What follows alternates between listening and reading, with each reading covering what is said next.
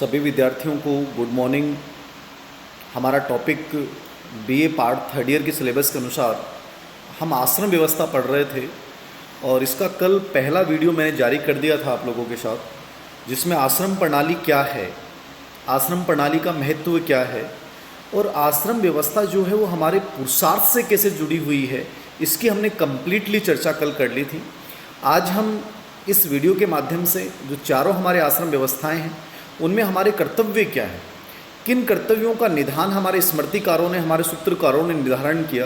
क्योंकि जैसा मैंने आपको बताया था कि जाबाल उपनिषद में सबसे पहले इसका उल्लेख जरूर मिला, लेकिन ये आश्रम व्यवस्था उत्तर वैदिक काल की व्यवस्था है, लेकिन ये जो प्रतिष्ठापित हुई वो हुई सूत्र काल में जाके, स्मृति काल में जाके वास्तविक स्वरूप में आई, जहाँ सभी वर्गों के कर्तव्यों का एक बहुत ही क्लियरली निर्धारण कर दिया गया।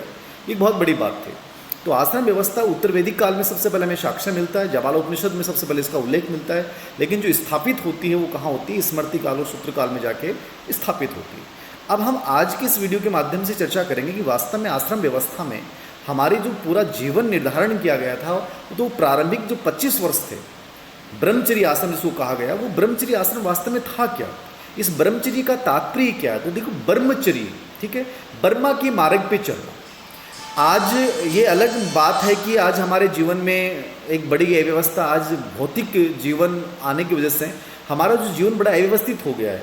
हमारा कोई भी समय निर्धारित नहीं है, चाहे वो अध्ययन का हो, चाहे वो गृहस्थ आश्रम का हो, चाहे वानप्रस्थ आश्रम का हो। और यही कारण है कि मैंने आपको कल भी जिक्र किया था कि आज के लोगों के जीवन में तनाव ज़्यादा है, क्योंकि जीवन जब व्यवस्थित नहीं होता है तब हमारे जीवन में तनाव का प्रवेश हो जाता है। तो हम इस आश्रम व्यवस्था के माध्यम से जानेंगे कि देखिए, हमारी प्राचीन संस्कृति की बहुत अच्छी विशेषता, ये आश्रम व्यवस्था में हमारे कर्तव्य क्या थे। तो ब्रह्मचर्य आश्रम आज हम सबसे पहले पढ़ रहे हैं, ये हमारा पहला आश्रम है। और ब्रह्मचर्य जो आश्रम था, इसका कार्यकाल जो माना गया वो क्या माना गया? 0 से 25 वर्ष माना गया। कितना माना गया? 0 से 25 वर्ष इसका समय होता था। अब 0 से 25 वर्ष में आप कैसे कैसे कौन कौन से कर्तव्यों का निर्धारण करेंगे? मतलब कंप्लीटली जो ये समय था वो केवल विद्या अध्ययन का समय था। यहाँ बाकी हर चीज़ से आपको दूर रहना है, बाकी किसी भी चीज़ पे आपको ध्यान नहीं देना है। ये एक प्रकार से ब्रह्मचर्य आश्रम था। तो ब्रह्मचर्य आश्रम का पहला प्रश्न जो आपके सामने बनता है कि जीवन का प्रथम आश्रम किसे माना जाता है, आपका उत्तर क्या हो जाएगा? ब्रह्मचर्य आश्रम। इसका कार्यकाल क्या माना जाता है? उत्तर क्या हो जाएगा आपका कि साहब इसका कार्यकाल जो माना जाता है वो कितना माना जाता है कि इसका कार्यकाल जो होगा वो 0 से 25 वर्ष। तो 0 से 25 वर्ष इसका क्या हो जाएगा? कार्यकाल हो जाएगा ब्रह्मचर्य आश्रम का। देखिए, शाब्दिक अर्थ क्या है? तो शाब्दिक अर्थ क्या है? ब्रह्मा के मार्ग पे चलना, ठीक है ना। यानी कि एक प्रकार से विद्या अध्ययन का समय, वेदों के अध्ययन का समय था। ये विद्या अध्ययन का काल है, जिसका प्रारंभ उपनयन संस्कार से होता है। मैं एक टॉपिक आपको अलग से पढ़ाऊंगा, 16 संस्कार। ये भी हमारी भारतीय संस्कृति की बहुत महत्वपूर्ण विशेषता थी। तो आपसे दूसरा प्रश्न आपसे ये पूछेगा कि किस आश्रम का प्रारंभ उपनयन संस्कार से होता है? तो आपके जहन में तुरंत क्या आएगा? उपनयन संस्कार से ब्रह्मचर्य आश्रम का प्रारंभ होता है। उपनयन क्या होता है? उपनयन मतलब जहाँ शिक्षा प्राप्ति का एक प्रकार से संस्कार है, और ये हर वर्ग के लिए, जैसे ब्राह्मण के लिए अलग आयु 8 वर्ष है, ठीक है, क्षत्रिय वर्ग के लिए अलग है, वैश्य वर्ग के लिए इसके अलग अलग आयु निर्धारित की गई है। वो अपन संस्कारों में चर्चा करेंगे। तो आपको यहाँ याद रखना है कि उपनयन संस्कार से किस आश्रम का प्रारंभ होता है? आपका उत्तर क्या हो जाएगा? ब्रह्मचर्य आश्रम, ठीक है। यहाँ होता क्या है? देखिए, बालक गुरु के समीप जाकर अध्ययन करता है। जैसे आप वर्तमान समय में हम क्या होता है, हम स्कूल में जाते हैं, उस समय क्या था? एक गुरुकुल प्रणाली होती थी, एक गुरु होता था, वो आश्रम में ही रहना पड़ता था। जो हमारी आजकल की एक प्रकार से जो हॉस्टल वाली व्यवस्था है, वो प्राचीन समय में गुरुकुल प्रणाली थी कि आपको गृह त्याग करके हर चीज़ को लोभ मोह माया से दूर रह के और आपको गुरु के सानिध्य में जाके कंप्लीटली हर प्रकार के मोह माया से मुक्त होकर केवल विद्या अध्ययन करना है, वेदों का अध्ययन करना है। उस समय और कोई भी चीज़ आपके जहन में नहीं होनी चाहिए। तो कंप्लीटली बच्चे का जो कॉन्सेंट्रेशन है वो कंप्लीटली विद्या पे रहता था। आज आप लोग जब पढ़ते हैं तो देखते हैं कि कभी किसी चीज़ पे ध्यान है, मोबाइल पे ध्यान है, इंटरनेट पे ध्यान है, दोस्तों पे, पता नहीं कितनी चीज़ों से हम घिरे हुए हैं। और यही रीजन है कि हमें सफलता में एक लंबा समय लगता है। और उस समय केवल 25 वर्ष जो होते थे वो केवल विद्या अध्ययन के थे। आपको केवल पढ़ाई करनी है गुरु जी के सानिध्य में, उनके आदर्शों का पालन करना है, आपको एक आत्मनियंत्रण का जीवन जीना है। इसलिए वहाँ आपको 25 वर्ष में इतनी गजब की शिक्षाएं मिल जाती थी कि आगे आने वाली जीवन की चुनौतियों से आप कभी घबरा ही नहीं सकते थे, कभी हार ही नहीं सकते थे। लेकिन आज की जो परिस्थितियां हैं, आज की जो एजुकेशन सिस्टम है, कहीं ना कहीं उसमें इन चीज़ों का बड़ा अभाव दिखाई देता है। आगे देखिए, उसकी दिनचर्या अत्यंत कठोर और पवित्र होती थी। कठोर मतलब एक प्रकार से ट्रेनिंग थी। ऐसे नहीं मन में आया तब वो काम कर लिया, साहब 2 घंटे मेरे को नहीं पढ़ना है, 1 घंटे मैं मोबाइल देख रहा हूँ, 1 घंटे वो कार्य का टेलीविज़न देख रहा हूँ, ऐसा तो कुछ था ही नहीं। दिनचर्या कठोर है, सुबह 4 बजे उठना है, ये कार्य करने हैं तो करने ही हैं, मतलब उनके ऊपर आप कहीं भी लापरवाही आप नहीं बरत सकते। प्राचीन ग्रंथों में ब्रह्मचारी के जीवन का वर्णन मिलता है। आगे देखिए, गुरुकुल में रहकर उसे वेद्याध्ययन, गुरुकुल में रहकर क्या करना पड़ता था, उसे वेद का अध्ययन करना पड़ता था। देखिए, गुरुकुल में रह के उसे वेदा अध्ययन करना पड़ता था। वेदों का अध्ययन मुख्य रूप से यहाँ था, बाकी 18 शिल्प कलाओं का भी हर प्रकार की चीज़ें दी जाती थी, लेकिन मुख्य रूप से जो अध्ययन था ब्रह्मचर्य आश्रम में वो किसका होता था, वेदों का अध्ययन होता था। यहाँ उनका पुरुषार्थ केवल धर्म होता था, यानी ब्रह्मचर्य आश्रम से संबंधित कौन सा पुरुषार्थ आपसे पूछो तो आपका उत्तर क्या होगा कि धर्म जो पुरुषार्थ था उसका संबंध किससे हो गया, ब्रह्मचर्य से। आप देखिए यहाँ तक कितने प्रश्न बन गए। ब्रह्मचर्य का अर्थ क्या है, ब्रह्मा के मार्ग पे चलना। कार्यकाल क्या है, 0 से 25 वर्ष माना जाता है, ठीक है। और ब्रह्मचर्य आश्रम में मुख्य रूप से कर्तव्य क्या था, आपको वेदों का अध्ययन करना होता था। यहाँ कौन सा पुरुषार्थ होता था, धर्म नामक पुरुषार्थ जो यहाँ होता था। उसकी सभी क्रियाएं धर्म के अनुकूल होती थी, यानी धर्म की विपरीत वो क्रियाएं नहीं कर सकता, धर्म मूल रूप से रहेगा पुरुषार्थ। विद्यार्थी गुरु की निष्ठापूर्वक सेवा भी करता था, यानी उसका मुख्य उद्देश्य अध्ययन करने के साथ साथ गुरु को भगवान मानना और गुरु के कर्तव्यों और आदेशों का पालन करना।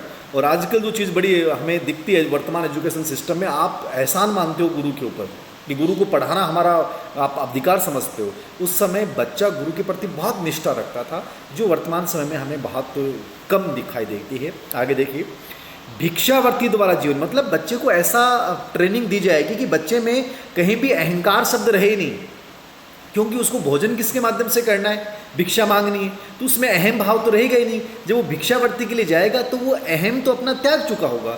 आज के बच्चों में आप देखेंगे कितना ईगो होता है, टीचर डांट देता है तो बच्चा गलत कदम उठा लेता है। तो ये प्राचीन एजुकेशन सिस्टम पूर्ण रूप से मनोवैज्ञानिक था, और यही रीजन है कि प्राचीन काल में आपको कहीं भी ऐसा नहीं मिलेगा कि किसी विद्यार्थी ने आत्महत्या की।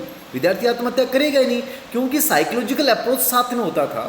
जबकि आज के एजुकेशन सिस्टम में जब मनोविज्ञान को हम लोग जानते हैं, उसके बावजूद हमारा एजुकेशन सिस्टम मनोविज्ञान विहीन है, क्योंकि आज विद्यार्थी और टीचर दोनों ही कहीं ना कहीं इन बातों को समझ नहीं पा रहे हैं।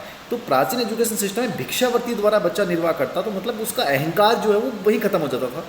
वह सूर्योदय से पूर्व उठना, आप लोग 8 बजे तक उठते हैं, कहते हैं कि हमारी संस्कृति में माना गया है कि सूर्योदय से पहले उठना, और सूर्योदय से पहले उठ के अपनी दैनिक दिनचर्या का जो है निमित्त कार्य करके जब आप सूर्य के अर्घ डालते हैं तो उससे आपको एक तेज मिलता है, आपका पूरा जीवन जो है, पूरा दिन जो बड़ा अच्छा व्यवस्थित बीतता है। जबकि आज ऐसा हम नहीं कर रहे हैं, अपनी मनमर्जी के अकॉर्डिंग चल रहे हैं। तो हर चीज़ एक बहुत अच्छी संस्कार था ये। देखिए, आप दिन में 3 बार स्नान करना, समझ रहे हैं आप, सुबह सूर्योदय से पहले स्नान करेगा, फिर दोपहर में भिक्षावर्ती जैसे आएगा वो उस समय स्नान करेगा, और शाम को संध्या से पहले फिर स्नान करके वो संध्या करेगा। तो कितनी गजब की दिनचर्या होती थी।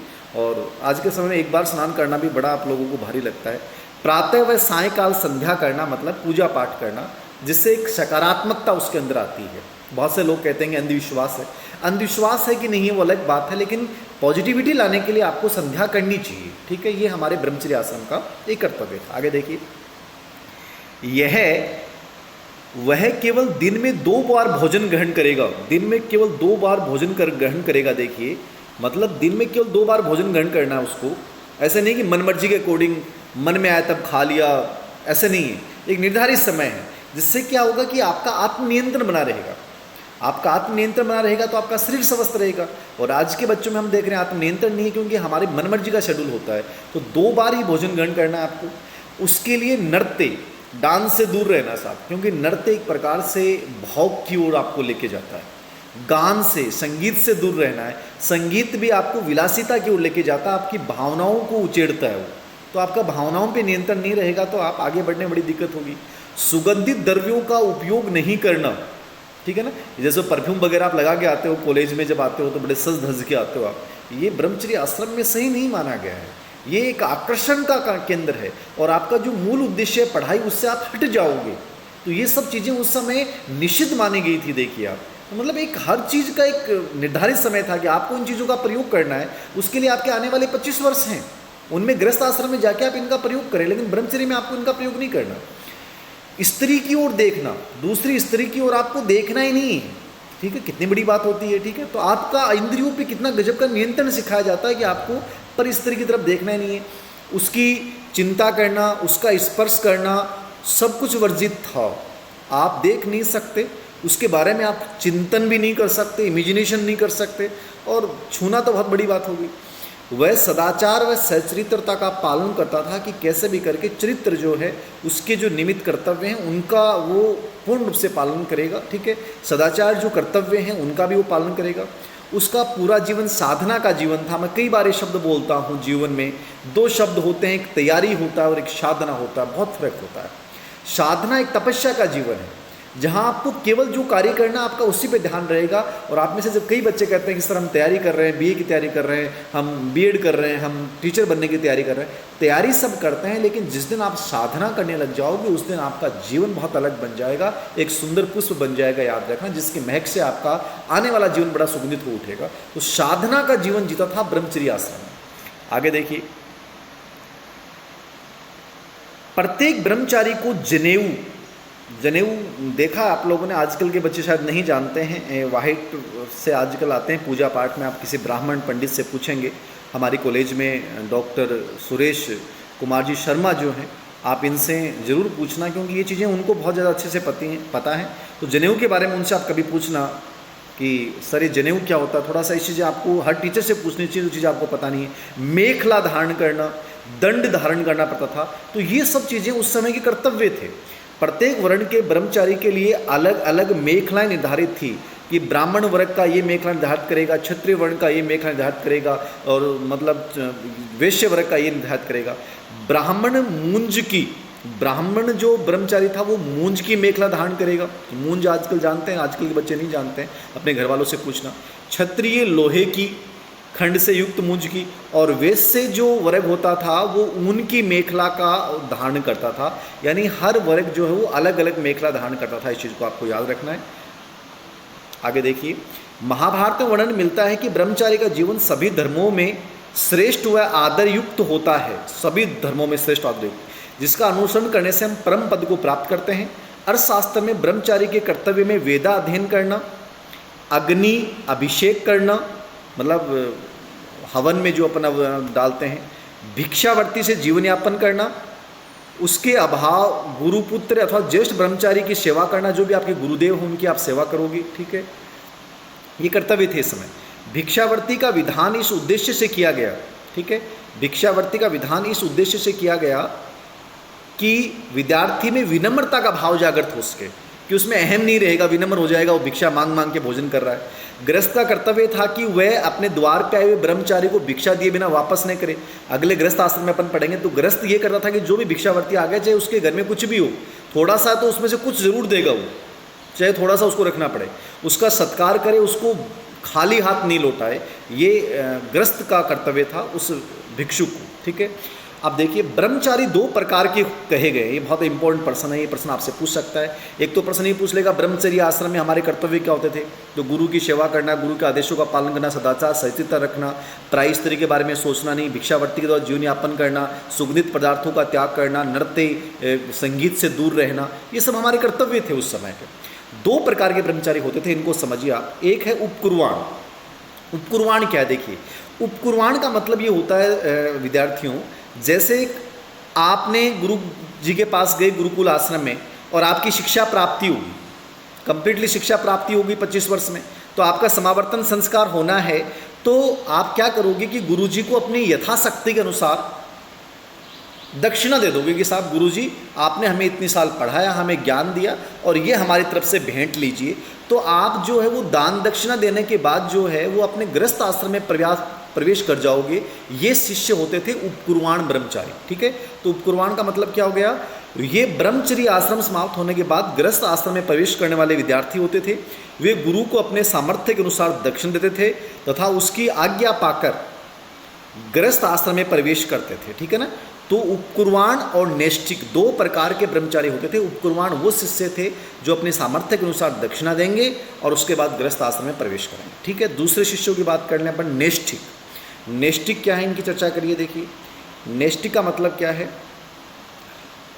अपोजिट हो जाएगा। नैष्ठिक क्या होते थे? कई बच्चे ऐसे होते थे जो गृहस्थ आश्रम में प्रवेश करना पसंद नहीं करते थे। गुरुजी हमें तो आपका आश्रम पसंद आ गया, हम तो केवल यही जीवन जिएंगे ब्रह्मचर्य वाला, जीवन भर जो है वो बिना शादी के रहेंगे, आपकी सेवा में रहेंगे। ये नैष्ठिक शिष्य होते थे।